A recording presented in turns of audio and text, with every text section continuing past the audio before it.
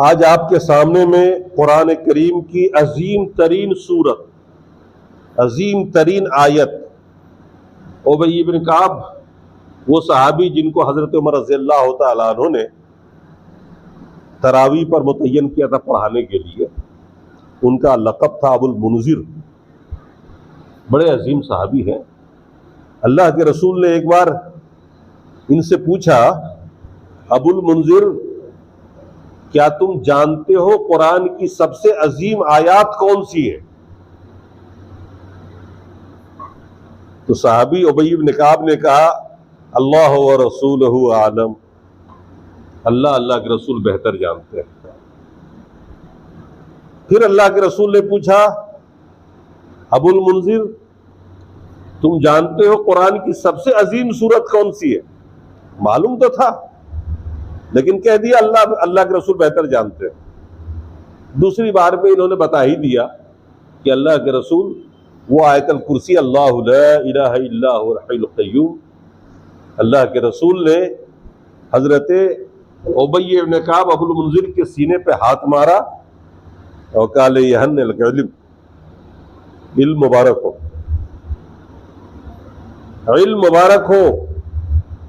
कितनी बड़ी बात है कि इस इल्म के जानने पर अल्लाह के रसूल ने मुबारकबाद दी। इसकी फजीलत में एक हदीस, बहुत मशहूर हदीस है। अल्लाह के रसूल ने फरमाया कि तुम्हारे जन्नत के दुखूल में जो शख्स नमाज के बाद, फर्ज नमाजों के बाद आयतल कुर्सी पढ़ेगा, उसके और जन्नत के बीच में सिर्फ मौत हाइल है।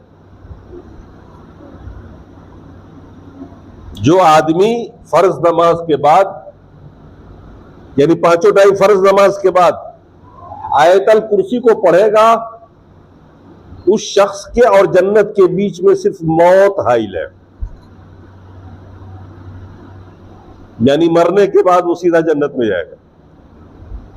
ये रुकावट खत्म हुई, जन्नत में गया वो। मगर मैं समझता हूं कि हर उस आदमी के लिए नहीं जो इसको पढ़ेगा। लोग मंत्र की तरह पढ़ते हैं तो उससे कुछ हासिल नहीं होता। ये अजीम सूरत क्यों है? इस आयत को जब आप पढ़ते हैं तो क्यों आपके और जन्नत के बीच में सिर्फ ये दीवार बन जाती है? इसके खत्म होने के बाद आप जन्नत में चले जाते हैं। इसमें कही गई जो बातें हैं, वो बातें अगर बतौर अकीदा आपने कबूल किया हुआ है, अल्लाह ने जो बातें कही है ना इस अजीम आयत के भी अंदर, इन बातों का अकीदा अगर आपके पास है, इसको आप मानते हैं पत्थर की लकीर की तरह, तो यकीनन आपके और मौत के, आपके और जन्नत के बीच में सिर्फ मौत आई। शर्त यह है कि इस आयत में जो बातें कही गई उसको समझिए और उस पर यकीन रखिए। फिर यकीन जानिए कि अगर आप फर्ज नमाज के बाद सूरह आयतुल कुर्सी पढ़ लेते हैं तो आपके और जन्नत के बीच में सिर्फ मौत ही आएगी। और एक अजीम खुशखबरी एक दूसरी हदीस से यह मिलती है कि जो शख्स इसको पढ़ के सोएगा, आयतुल कुर्सी पढ़ के सोएगा, अल्लाह तबारक व तआला अपनी तरफ से एक फरिश्ते को उसका निगहबान बनाकर मुतय्यन कर देगा पूरी रात के लिए, सुबह तक के लिए, कि उस घर में न शैतान दाखिल हो सकता, न उस घर में आग लग सकती, न उस घर को दुनिया की कोई आफत अपना शिकार बना सकती है, न उसकी यहां चोरी हो सकती है। भाई फरिश्ता ही मुतय्यन है निगहबानी के लिए, तो फिर कौन है जो दम मार ले, कौन चोर है जो दाखिल हो जाए, और कौन शैतान है जो आपको भटका दे? अच्छा, शैतान क्यों भाग जाता है इस आयत के पढ़ने से? यह भी एक अजीम बात है। शैतान क्यों भाग जाता है? क्यों इस आयत से उसको इतनी तकलीफ होती है? क्यों पढ़ के सोने वाले के लिए फरिश्ते मुतय्यन हो जाते हैं? जाहिर सी बात है, इस आयत के अंदर जो बातें कही गई है वो बातें ऐसी हैं कि शैतान फिर वहां टिक नहीं सकता। बहुत मशहूर हदीस है हज़रत अबू हुरैरा की इस सिलसिले में। यही रमजान का महीना था, आखिरी हफ्ता चल रहा था, और सदका फित्र का माल इकट्ठा हुआ था एक जगह पे जो गरीबों में तकसीम होना था। अल्लाह के रसूल ने उसकी हिफाजत पर मुतय्यन कर दिया हजरत अबू हुरैरा को कि रात भर तुम्हारी ड्यूटी है, कोई उठा के न ले जाए। चूंकि उस जमाने में बैतुल माल बना नहीं था, हिफाजत से घर में रखा नहीं, आज तक खुले में रखा हुआ था, कोई चोरी कर सकता था। हजरत अबू हुरैरा ड्यूटी पर रहे और रात के एक हिस्से में उन्होंने देखा एक आदमी आया और अपने बोरे में भरने लगा अनाज, खजूर, मुरक्का, जो जमाने में उन लोगों का ज़कात का निकलता था, वहां अरब में तो वही था ना, वो लोग वही निकालते थे। हम लोग गेहूं चावल वगैरह निकालते हैं। हजरत अबू हुरैरा ने पकड़ लिया उसको। अब वो मिन्नत तो समाजित करने लगा, गरीब आदमी भूखा मर रहा था, छोड़ दो, मैं आज आइंदा ऐसा नहीं करूंगा। हजरत अबू हुरैरा को रहम आ गया, छोड़ दिया उन्होंने कि चलो आज छोड़ दिया। अगली रात अल्लाह के रसूल को सुबह फजर की नमाज के बाद जब अल्लाह के रसूल ने पूछा अबू हुरैरा कैसा रहा, रात की ड्यूटी कैसी रही, का अल्लाह के रसूल एक आदमी आया था और ऐसे ऐसे उसने बोरा भर रहा था और मैंने उसको पकड़ लिया, फिर छोड़ दिया। जब उसने मिन्नत तो समाजत की, अल्लाह के रसूल ने फरमाया आज की रात फिर आएगा वो। अल्लाह के रसूल ने फरमाया फिर आएगा वो। हजरत अबू हुरैरा चाको चौबंद थे, चौकन्ना थे कि देखते कैसे आता है। वापस रात के पिछले पहर वो आदमी फिर पहुंच गया, फिर बोरा भरने लगा। अब की बार हजरत अबू हुरैरा थाम लिया उसको, कहा कि तुमको अल्लाह के रसूल के सामने पेश करेगा, तुम इतने जरूरतमंद हो, कल ही तुमने तौबा किया था। कहा ऐसा है कि मेरे बच्चे भूखे थे, बिलक रहे थे, मैं तो था ही, मेरे बच्चे रो रहे थे, मजबूरी में चोरी करनी पड़ी, माफ कर दीजिए, आइंदा नहीं करूंगा। फिर उनको रहम आ गया, फिर छोड़ दिया। सुबह अल्लाह के रसूल ने फजर की नमाज में पूछा अबू हुरैरा कैसा रहा, कहा या रसूलल्लाह फिर आया था वो, लेकिन बड़ा आजिज था, बड़ा गरीब था, बच्चे उसके भूखे थे, मगर मैंने कुछ लेने नहीं दिया उसको, उसने तौबा किया, आइंदा नहीं करेगा। अल्लाह के रसूल ने फरमाया आज की रात की फिर आएगा वो। अब की बार हजरत अबू हुरैरा कहा कि आज नहीं छोड़ूंगा, आज तो पकड़ के ले ही आऊंगा, बांधूंगा इसी सुतून में। तीसरी रात भी वो आदमी फिर पहुंच गया रात के पिछले पहर और फिर बोरा भरने लगा। आज अबू बकर हजरत अबू हुरैरा ने थाम लिया उसको, कहा आज कोई उज़्र नहीं, तुम 3 दिन से ऐसा कर रहे हो, कुछ नहीं सुनूंगा, सीधा बांधूंगा आज तुझे, अल्लाह के रसूल फैसला फरमाएंगे, ऐसा जुर्रतमंद नहीं देखा मैंने। उसने कहा अबू हुरैरा अगर एक इल्म आपको बता दूं जो आपको अभी तक नहीं मालूम है और किसी को मालूम नहीं है यहाँ, अगर मैं बता दूं तो आप छोड़ देंगे? ये तो बड़े लालची थे इल्म के, इल्म के इतने लालच, इतना शौक इनको था कि अल्लाह के रसूल के पीछे ही पीछे रहते थे, न कभी कमाने जाते थे, भूखे प्यासे कई कई दिन गुजारते थे। तो एक बार अल्लाह के रसूल ने दुआ कर दी, इनके थैले में जो खजूर भरी रहती थी, आपने दुआ फरमाई अल्लाह के रसूल ने, उन्होंने गुजारिश की, आपने दुआ कर दी, एक थैला लटका के रखते थे यहाँ पे हजरत अबू हुरैरा, और उसमें खजूर कभी खत्म नहीं होता था, वो खुद भी खाते रहते थे, औरों को भी खिलाते रहते थे निकाल निकाल। हजरत उस्मान गनी की शहादत हुई थी, उसी भगदड़ में उनकी वो थैला गिर गया, फिर बुला नहीं उनको। तो उसी वक्त उन्होंने शेर में कहा था कि लकुम हम्मुन वलना हम्मान, मदीना वालों तुम्हारे ऊपर तो एक गम है कि उस्मान गनी शहीद हो गए, मेरे पास तो 2 गम है, उस्मान गनी भी गए, मेरा थैला भी गया।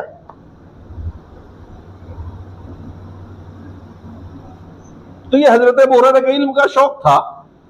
उसने कहा कि मैं तुम्हें एक ऐसा इल्म बता दूंगा जो किसी के पास नहीं, कोई बताया नहीं तुमको अभी तक, तुम्हारा इल्म नहीं है, छोड़ दोगे? और कहा ठीक है बताओ, छोड़ दूंगा। उसने कहा कि जो शख्स आयतल कुर्सी पढ़ के सोएगा, बताइए शैतानी कह रहा है, उसको पूरी खबर है, वो खुद ही रिपोर्ट दे रहा है, फिर कोई शैतान रात भर उसको डिस्टर्ब नहीं कर सकता, उस घर में कुछ नहीं कर सकता। यह है ताकत आयतल कुर्सी। हजरत अबू हुरैरा ने छोड़ तो दिया, उसको एक इल्म तो मिल गया। सुबह हुई, फिर अल्लाह के रसूल से मुलाकात हुई, पूछा अल्लाह के रसूल ने अबू हुरैरा रात क्या रहा? कहा या रसूलल्लाह रात भी आया था, बोरा भर रहा था, मैंने पकड़ लिया, पक्का इरादा था बांध दूंगा, मगर पूछा क्या हो गया? मगर उसने मुझे कहा कि एक ऐसा इल्म दूंगा जो कोई नहीं जानता। मैं लालच में आ गया या रसूलल्लाह। क्या बताया उसने? उसने ये बताया, ये इल्म दिया कि जो शख्स आयतल कुर्सी पढ़ के सोएगा उसके घर पे कोई शैतान नहीं जा सकता, उसको कोई शैतान डिस्टर्ब नहीं कर सकता, उस घर में शैतान दाखिल नहीं हो सकता। अल्लाह के रसूल ने फरमाया बात तो वो सही कह गया है, मगर ये कि वो है बड़ा झूठा, लेकिन ये बात बहुत सही कह गया। है तो वो बड़ा झूठा, लेकिन ये बात बहुत सही कह गया है। फिर अल्लाह के रसूल ने फरमाया वो इब्लीस था, वो जो आ रहा था ना चोर की शक्ल में 3 रातों से, वो इब्लीस था। है तो बड़ा झूठा, मगर यह बात जो कह गया बहुत सही कह गया। इससे मालूम हुआ कि इल्म जिससे भी मिले लेना चाहिए। इल्म फासिक से मिले, फाजिर से मिले, मुश्रिक से मिले, काफिर से मिले, इल्म लेने में अगर वो इल्म सही है तो उसको अखज़ करने और ले लेने में कोई हर्ज नहीं है, अगर वो सही है तो। अल्लाह के रसूल ने फरमाया बात तो वो सही कह गया, गो कि है वो बड़ा झूठा। तो आप इससे अंदाजा लगा सकते हैं कि आयतुल कुर्सी की फजीलत क्या है। तो इन तमाम अहादीस को पेश नजर रखते हुए आइए हम लोग आयतुल कुर्सी को समझने की कोशिश करें कि अल्लाह तबारक व तआला हमारे और जन्नत के बीचों मौत को हायल रखे हुआ, और इसी अकीदे के साथ पढ़े। आयतुल कुर्सी के अंदर 10 जुमले हैं। इस पूरे आयतुल कुर्सी को पढ़िएगा जिसमें 10 टेंस है, 10 जुमले। पहला जुमला दावा है और बाकी 9 दलीलें हैं उसकी। पहला जुमला है अल्लाहु ला इलाहा इल्ला हु,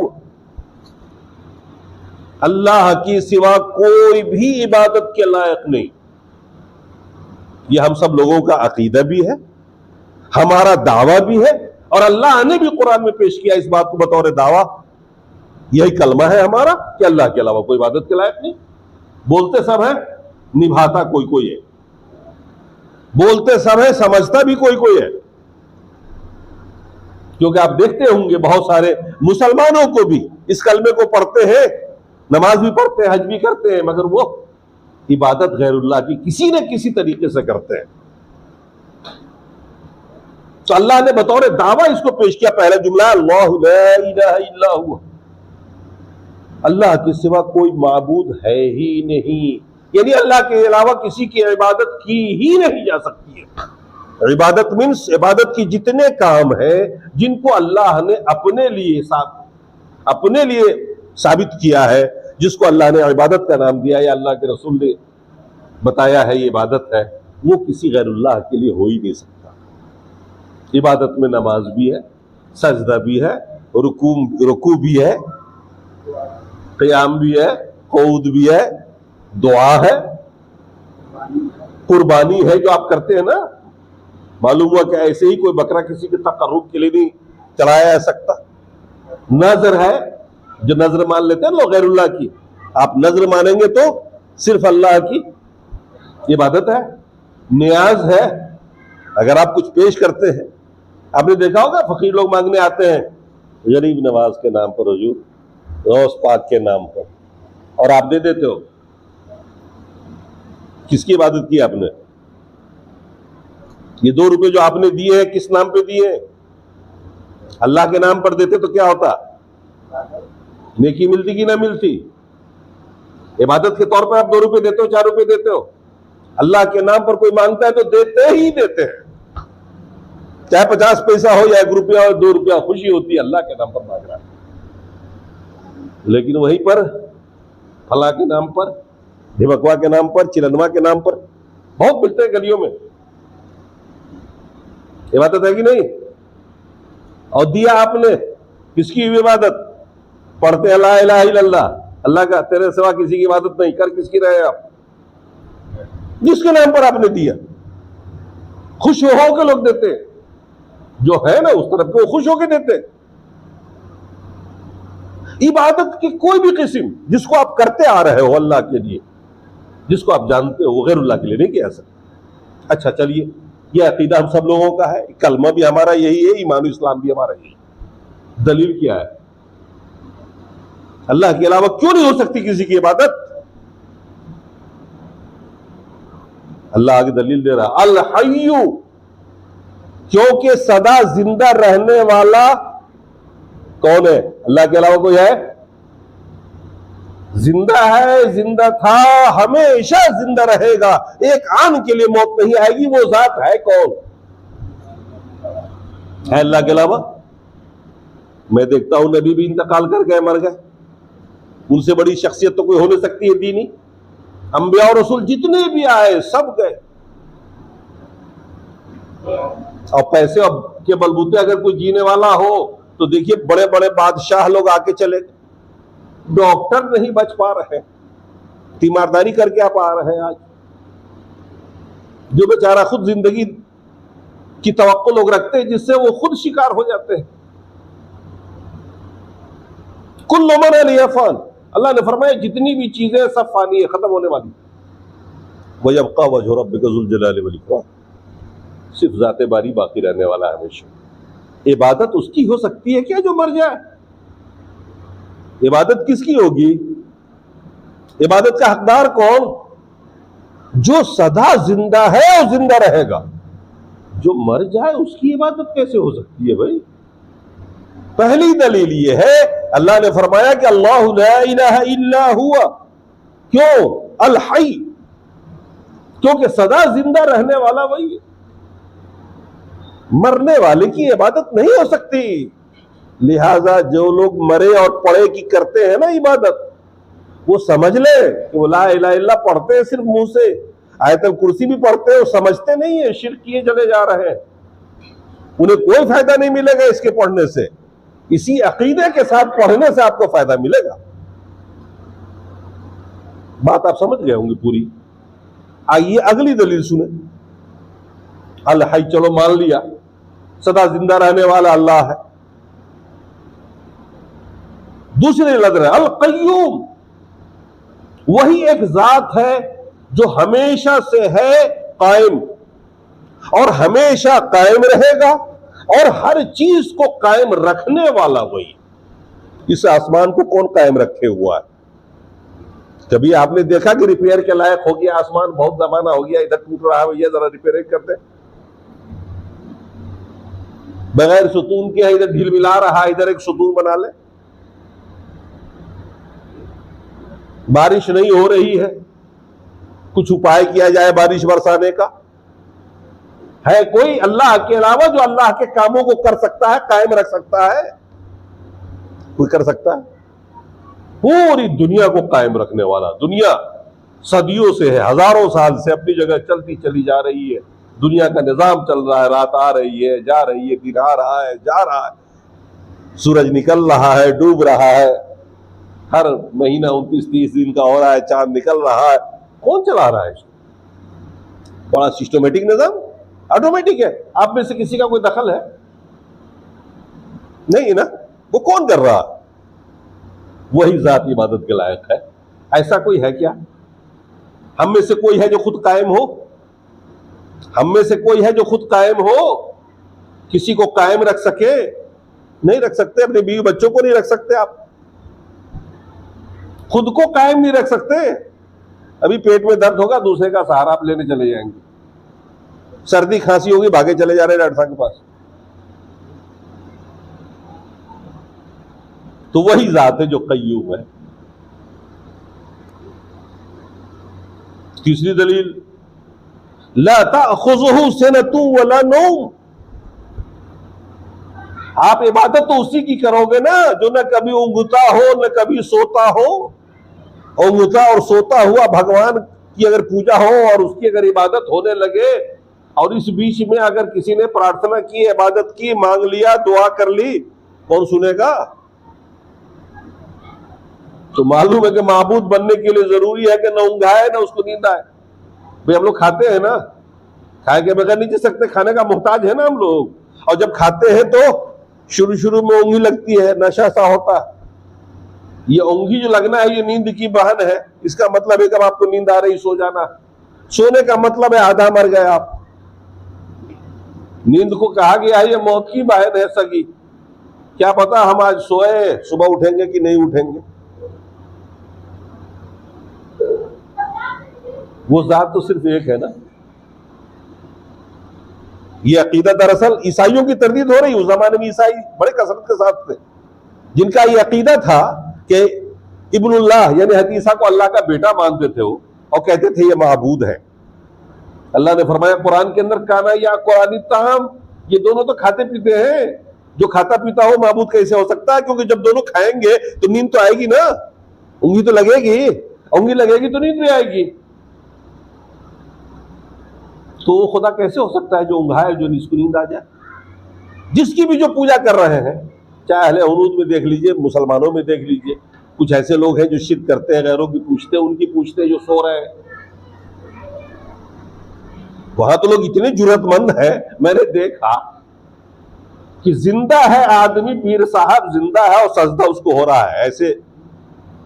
ऑडियो क्लिप आपने देखा होगा ना, वीडियो क्लिप सब देखा होगा। वो बैठा हुआ है और लोग उसके मुरीदीन सजदा कर रहे हैं, वो रोक भी नहीं रहा है, और सब टोपी पहने हुए, ऐसा दाढ़ी वाले, वो जुल्फी वाले, पगड़ी बांधे हुए। आपको लगेगा कितना बड़ा वली है ये पहुंचा हुआ।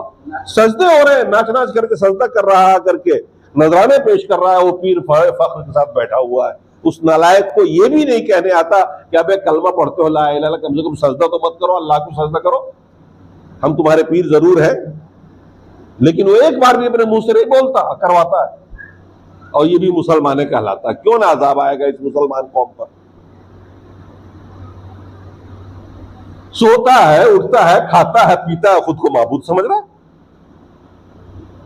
तो तीसरी दलील दी अल्लाह ने, ला ताखुज़ुहु सिनतुन वला नौम, न उसे ऊँघ आती है, न उसे नींद आती है। और माबूद बनने के लिए जरूरी है कि नींद से पाक हो, ऊँघ से पाक हो। यहां रात है, अमेरिका में दिन है, हम लोग खा पी के अब सोएंगे, वो लोग इबादत में लग जाएंगे, वो दुआएं करेंगे दिन भर। सुनेगा कौन जब अल्लाह सो ही जाएगा उसका? अल्लाह पाक है इन बातों से, अल्लाह पाक है, उसको किसी सहारे की जरूरत नहीं, ना खाने की जरूरत है, ना किसी चीज की जरूरत है, वो हर चीज से पाक। तो उस जमाने में ईसाई की रद हुई, आज इस दौर में ऐसे मुसलमान पाए जाते हैं जो उस तरह का अकीदा रखते हैं। चौथी दलील, लहू मा फिस समावाति व मा फिल अर्द, अल्लाह ने फरमाया उसी की बादशाहत उन तमाम चीजों पर है जो आसमानों में है, उन तमाम चीजों पर है जो जमीन के अंदर। और जमीन जितनी भी चीजें हैं मखलूकात में, कायनात में जितनी चीजें हैं, सब पर बादशाहत किसकी है? सब पर हुकूमत किसकी है? सबका बादशाह कौन है? तो फिर माबूद ये मखलूक कैसे हो सकता है? जो बाकी हम सब हैं, तो हम लोग तो उसके गुलाम हैं, हम उसके ममलूक हैं, हम उसके मखलूक हैं। तो मालिक के होते हुए मखलूक, ममलूक या मखलूक खालिक के होते हुए मखलूक की इबादत होगी? लहू मा फिस समावाति व मा फिल अर्द, उसी की बादशाहत है, वही बादशाह, वही मालिक है उन तमाम चीजों पर जो आसमान में, जमीन में, चाहे वो फरिश्ते हो। अच्छा, अंबिया और रसूल कहां है, आसमान में कि जमीन में? किधर है भाई? या तो जमीन में है या आसमान में है, यही कहोगे ना आप। तो मखलूक है कि नहीं है? उस पर अल्लाह की हुकूमत है कि नहीं है? या नहीं उन पर हुकूमत अल्लाह की? क्योंकि अल्लाह ने फरमाया लहू मा फिस समावात, आम है उन तमाम चीजों पर जो आसमान में है। मां आम है, अरबी का लफ्ज़ है मां, मां में सब आ गया। नबी भी आ गए, फरिश्ते भी आ गए, वली भी आ गए, आम इंसान भी आ गए, एक एक जर्रा आ गया। कायनात के एक एक जर्रे पर कहिए अल्लाह की हुकूमत है, वो बादशाह है। बाकी सब चीज क्या है? मखलूक। बाकी सब चीज क्या है? ममलूक, गुलाम अल्लाह के। फिर उस अल्लाह के होते हुए, मालिक के होते हुए कोई गुलाम की अगर इबादत करे तो कैसा लगेगा आपको? उस सुपर पावर बादशाह के होते हुए कोई वज़रा और चमचों का अगर करने लगे तो कैसा लगेगा अल्लाह को? और क्या छोड़ देगा वो अल्लाह को?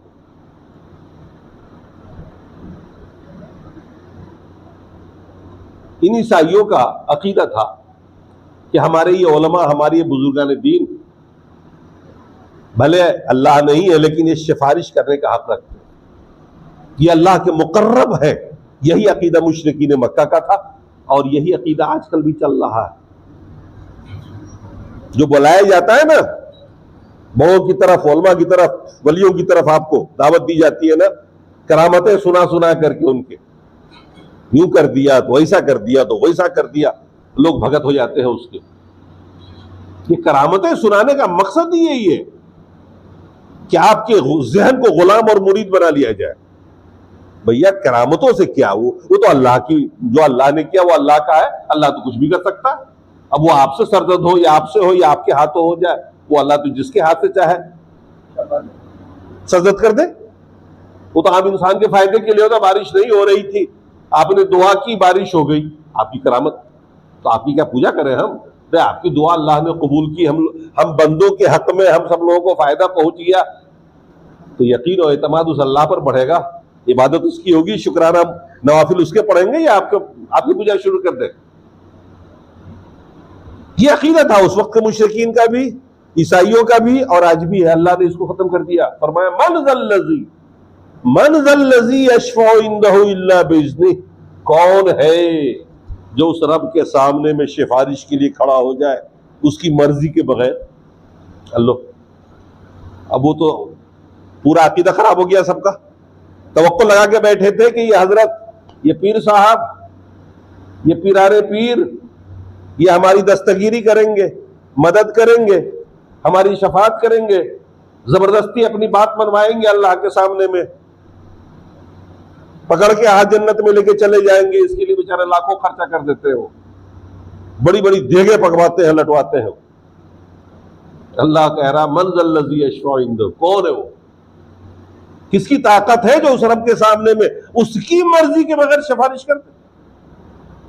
यानी मालूम हुआ कि अल्लाह ताला ही हुक्म देगा, उसकी मर्जी से ही सिफारिश होगी। ये नहीं हो सकता है कि आप जिसका दामन पकड़ लें और कह दें कि ये साहब ले जाएंगे। अच्छा, ऐसा क्यों है? अल्लाह ताला नबियों को, रसूलों को इख्तियार दे देता कि भाई ठीक है, अपने मुतक़ीन में से 10-20 का पावर दे देता हूं, अपने खास खास लोगों को ले जाना जन्नत में। अल्लाह ने अगली आयत में उसका जवाब दिया, क्यों नहीं कर सकते? मन ज़ल्लज़ी यशफ़अउ इंदहु इल्ला बिइज़्निह, सिफारिश के लिए जरूरी है कि आदमी तौहीद पर हो और बिदात ना करता हो। बुखारी शरीफ की हदीस है, हजरत अबू हुरैरा रज़ी अल्लाह तआला अन्हु ने एक मौके पर सहाबा के बीच में अल्लाह के रसूल से पूछ लिया, या रसूलल्लाह मन अहक्कु बिशिफ़ाअतिका यौमल क़ियामह, आपकी शफाअत का सबसे ज्यादा हकदार क़यामत के दिन कौन होगा या रसूल? अल्लाह के रसूल ने फरमाया, बड़ी बात पूछी है तुमने अबू हुरैरा, बुखारी के अल्फाज है।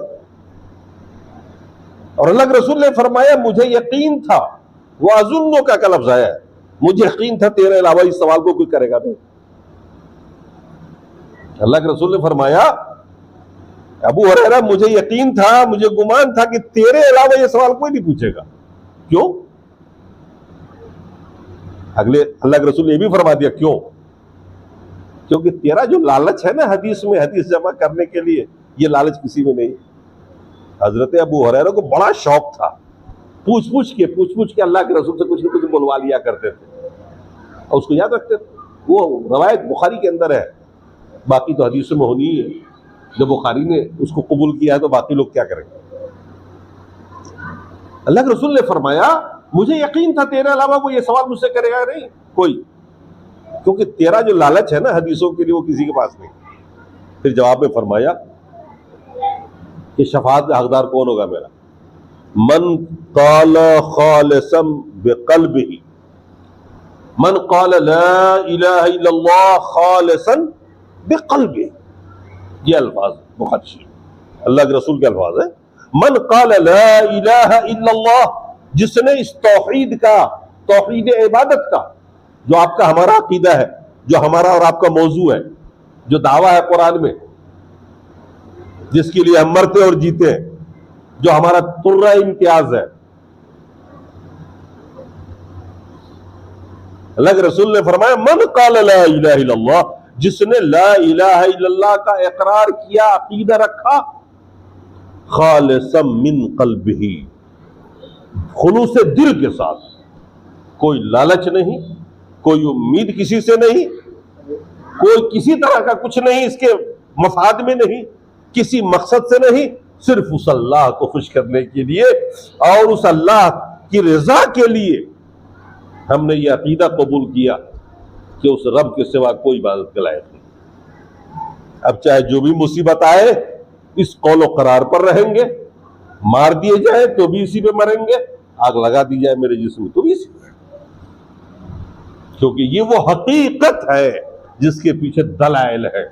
शिर्क का कोई दलील नहीं, शिर्क के पास कोई दलील नहीं। तो शफाअत का हकदार कौन होगा? अल्लाह के रसूल ने क्या फरमाया? मन क़ाल ला इलाहा इल्लल्लाह खालिसन बिक़ल्बि या मिन क़ल्बि, खुलूस से दिल के साथ जो ला इलाहा पढ़ेगा वो कभी शिर्क करेगा क्या? करेगा? लोभ में, लालच में, दबाव में, किसी तरह से कर ही नहीं सकता, क्योंकि उसने इस बात को कबूल किया है बगैर लोभ लालच के, खुलूस के साथ। ये उसका मिशन है, ये उसकी जिंदगी है, ये उसका अकीदा बन जाएगा। और फिर वो कभी शिर्क कर नहीं सकता, वो कभी गैरुल्लाह को सजदा नहीं करेगा, नजर नहीं मानेगा, न्याज नहीं करेगा, गैरुल्लाह के नाम पर भीख नहीं देगा, गैरुल्लाह के सामने या उसके तकर्रुब के लिए जानवर नहीं ज़बह कर सकता। वो जो काम भी करेगा रब की रजा में करेगा। और पूरे कलमे पे जो ईमान रखेगा ना, ला इलाहा इल्लल्लाह मुहम्मद रसूलुल्लाह, मुराद तो पूरा कलमा है, तो जो रसूल को मान लेगा वो बिदअत करेगा क्या? रसूल छोड़ के जाएगा? जिसने इखलास के साथ रसूल को रसूल कहा, माना, वो रसूल के हुक्म के बगैर क्या कोई बिदअत करेगा? नई चीज लाएगा? वो तो वही करेगा जो हमारे रसूल ने कहा। भाई कलमा पढ़ते हैं तो एक दलील ये हो गई, मंजल लजी अशफा इंदहु इल्ला बिइज़्निह। अच्छा, क्यों नहीं दी गई इजाजत कि नबी और वली, हालांकि बाद में इजाजत मिलेगी अल्लाह की तरफ से, लेकिन किसकी शफाअत करनी है ये भी अल्लाह फिक्स करेगा। वही बात, क्यों नहीं मिली इजाजत? यअलमु मा बैन अयदीहिम व खल्फहुम, क्योंकि अल्लाह ही जानता है अगले और पिछले हालात को। न कोई नबी जानता है दूसरे के पिछले और अगले हालात को, न कोई वली जानता है। भाई आज आप क्या है, कल आप क्या होंगे, ये अल्लाह के अलावा कोई जानता है? आने वाले 10 साल के बाद हम लोग कैसे रहेंगे, क्या माहौल हमारा होगा, किस अकीदे पे चले जाएंगे, कौन बदल जाएगा, ये कोई जानता है? जब पहले क्या थे, या आपने कौन कौन से गुनाह कर रखे हैं, क्या आपके बारे में कोई जानता है? आगे आप क्या क्या गुनाह कर सकते हैं, रब के अलावा कोई जानता है? अब मान लीजिए अल्लाह ताला किसी को कोटा दे दे कि भाई ले 50 आदमी का, तो ये 50 आदमी है, कर लेना तू इसकी सिफारिश। वो मर गया, उन 50 में से 2-4 ने शिर्क कर लिया। उस मरने वाले को जब जी उठेगा क़यामत में पता रहेगा कि भला भला ने शिर्क किया था। अब वो जाएगा सिफारिश न करके अल्लाह के पास, अल्लाह कहेगा तुझे पता है इसने शिर्क किया हुआ, तुझे मालूम है इसे बिदअत किया हुआ है। फिर इल्म नहीं ना किसी को। हम आप यहां मौजूद है, मौजूदा जिंदगी हम सब एक दूसरे को जानते हैं, लेकिन कल क्या होना है वो कोई नहीं जानता किसी के बारे में। कल हम में से कौन किस गुनाह में गिरफ्तार हो जाएगा, ये कौन जानता है? इसलिए अल्लाह ने फरमाया यअलमु मा बैन अयदीहिम व खल्फहुम, वो रब ही जानता है अगले पिछले हालात को, लिहाजा वो रब ही फिक्स करके देगा अंबिया को या औलिया को या उलमा को या सालिहीन को कि ये जो तुम्हारे 10 है चाहने वाले, तुम इनकी शफाअत करो, तुम्हारी शफाअत से वो जन्नत में जाएंगे, क्योंकि वो रब जानता होगा ये शिर्क करने वाले नहीं, बिदअत करने वाले नहीं। क्योंकि ये खबर किसी शाफे को नहीं हो सकती, अल्लाह के अलावा कोई जानता ही नहीं। और इल्म जरूरी है, वो इल्म अल्लाह के पास है। इसलिए अल्लाह ने फरमाया शफाअत का अकीदा तो हमारा है, अल्लाह के रसूल को शफाअत का हक मिलेगा, आप शफाअत करेंगे, आपकी शफाअत से बहुतों लोग जन्नत में जाएंगे, मगर ये इजाजत देगा तब ना, और ये इजाजत अल्लाह देगा, अल्लाह देगा बाद में उलमा को भी, सालिहीन को भी, लेकिन फिक्स करके देगा। क्योंकि जिसको वो जानता है ना, वो तो सबको जानता है, बताएगा कि ये सब शफाअत के लायक। लिहाजा जरूरी हुआ कि इस जिंदगी में ना हमसे कभी कोई शिर्क सरजद हो, न कभी बिदअत सरजद हो, क्योंकि उम्मीद रखिए शफाअत की ही। हमारे आपके पास इतनी इबादतें नहीं है, हम इसी बात से पुरुम्मीद रहते हैं कि हमारे रसूल शफाअत करेंगे और शफाअत हमें मिलनी है, और उस हकदारी के लिए ये शफाअत के आप हकदार बने, उसके लिए जरूरी है कि ला इलाहा इल्लल्लाह खुलूस से दिल के साथ भी हो, और फिर आप अपनी जिंदगी में कभी शिर्क भी न करें और बिदअत भी न करें। इसको बांध लीजिए गढ़ की तरह, फिर यकीन रखिए कि आपकी शफाअत होगी वहां। फिर अल्लाह ने आगे फरमाया, इबादत के लायक कौन हो सकता है? वला युहीतून बिशैइन मिन इल्मिही इल्ला बिमा शाअ। पूरी दुनिया का इल्म सिर्फ अल्लाह के कब्जे कुदरत में, इल्ला बिमा शाअ, अल्लाह जिसको चाहता है इल्म दे देता है। आपको डॉक्टरी का दे दिया, आपको इसका दे दिया, फलां को दे दिया, लेकिन इस पूरी कायनात का इल्म किसके पास? और जिसके पास इल्म नहीं होगा पूरी कायनात का, वो कैसे माबूद हो सकता है? उस जात के होते हुए जो पूरी कायनात का आलिम है। वसिअ कुर्सियुहुस समावात, अल्लाह की कुर्सी जमीन और आसमान और इसमें जितनी भी चीजें हैं सबको घेरे हुए है, यानी सब उसके कब्जे कुदरत में है और सब उसके अख्तियार में है। दूसरा कोई नहीं है जिसके कब्जे कुदरत में सब कुछ हो। और ऐसी जात के होते हुए भला वो शख्स या वो आदमी कैसे इबादत का हकदार हो सकता है जिसकी बीवी भी उसके इख्तियार में नहीं, जिसके बच्चे भी उसके इख्तियार में नहीं, जिसका अपना नफ्स भी उसके इख्तियार में।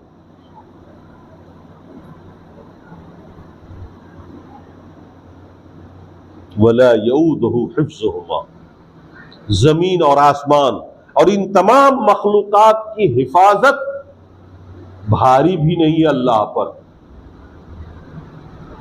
वला यऊदुहु हिफ्ज़ुहुमा, जमीन और आसमान की हिफाजत अल्लाह पर भारी नहीं है। हमारे लिए तो अपने परिवार की हिफाजत ही बहुत भारी है, बीवी बच्चों की हिफाजत ही बहुत भारी है। कभी कभी तो अपने जिस्म की हिफाजत ही भारी हो जाती है। जब बीमार होते हैं तो चकरा के गिरते हैं, अपना जिस्म भारी हो जाता है। तो भला ये मखलूकात कैसे माबूद बन सकते हैं? माबूद तो वही बनेगा ना जो सारी कायनात की हिफाजत करता और थकता नहीं, जिस पर हिफाजत भारी हो। वहुवल अलीयुल अज़ीम, ये 9वीं दलील है और आखिरी दलील है, क्योंकि वही अल्लाह अली है और अजीम। अली हर चीज से बुलंद, अजीम हर चीज से बाअज़मत, हर चीज से ज्यादा अजमत रखने वाला, बड़ाई रखने वाला, बुजुर्गी रखने वाला, और हर चीज से बुलंद। और वो जात तो सिर्फ रब की है, रब के अलावा और कोई हो ही नहीं सकता। लिहाजा इबादत का हकदार रब के अलावा कोई है ही नहीं। लिहाजा साबित हो गया कि ला इलाहा इल्लल्लाह दुनिया का सबसे अगर सच्चा कौल है तो वो है ला इलाहा इल्लल्लाह, और सबसे सच्चा दावा अगर कोई है तो वो है ला इलाहा इल्लल्लाह, जिसके पीछे दलाइल की भरमार है, तौहीद के पीछे दलाइल की भरमार है। शिर्क के पास कोई दलील नहीं है सिवाय ज़न्न, सिवाय तखमीना, सिवाय क़ियास आराई के और सिवाय अंधभक्ति के, सिवाय अंधविश्वास के। अल्लाह ताला हमें और आपको इस तौहीद पर कायम रखे, गामजन रखे, इसी पर जिंदगी हमारी रहे और इसी पर हमारी मौत।